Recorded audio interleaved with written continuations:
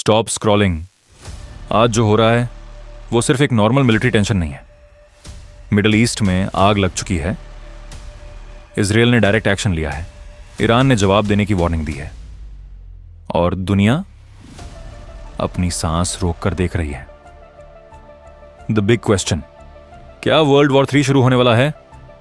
अगर आप सोच रहे हो कि यह सिर्फ एक और रीजनल कॉन्फ्लिक्ट है तो शायद आप सिचुएशन की सीरियसनेस नहीं समझ रहे, क्योंकि इस बार सिर्फ 2 कंट्रीज इन्वॉल्व नहीं है। इस इक्वेशन में आ चुका है द यूनाइटेड स्टेट्स। और जब अमेरिका बैटलफील्ड के पास खड़ा हो तो चीजें कभी सिंपल नहीं रहती। Section 1, the rivalry. इजराइल और ईरान का कॉन्फ्लिक्ट आज का नहीं है, यह सालों पुरानी राइवलरी है। ईरान ओपनली इजराइल को रिकॉग्नाइज नहीं करता। इजराइल ईरान के न्यूक्लियर प्रोग्राम को एक एग्जिस्टेंशियल थ्रेट मानता है। और जब न्यूक्लियर शब्द इक्वेशन में आता है तो दुनिया पैनिक करने लगती है। रीसेंट स्ट्राइक्स ने सिचुएशन को डेंजरस बना दिया है। Missile launches, drone attacks, retaliation warnings.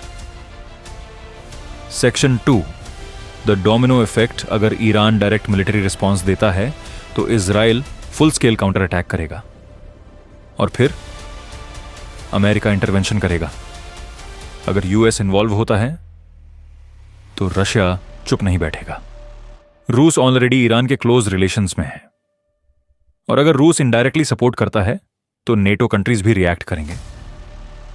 फिर यह रीजनल कॉन्फ्लिक्ट नहीं रहेगा, यह ग्लोबल अलाइनमेंट बन जाएगा।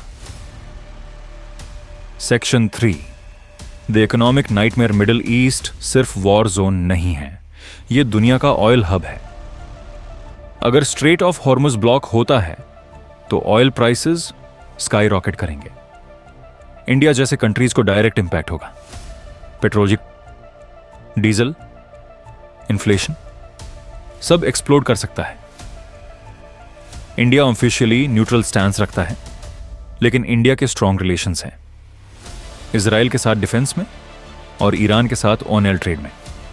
अगर वॉर एस्केलेट होता है, इंडिया को डिप्लोमेटिक बैलेंसिंग करनी पड़ेगी और ये इजी नहीं होगा।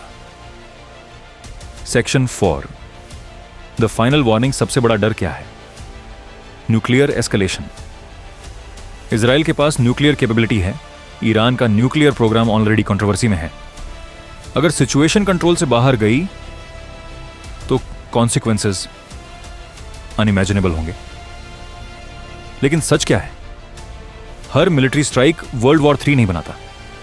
Global powers generally direct confrontation avoid करती है। क्यों?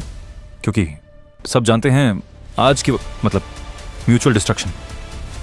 तो क्या वर्ल्ड वॉर 3 स्टार्ट होने वाला है इमीडिएट फ्यूचर में? शायद नहीं, लेकिन एस्केलेशन का रिस्क रियल है। और जब पावरफुल नेशंस ईगो और स्ट्रैटेजी के बीच खड़ी हों तो हिस्ट्री अनप्रेडिक्टेबल हो जाती है।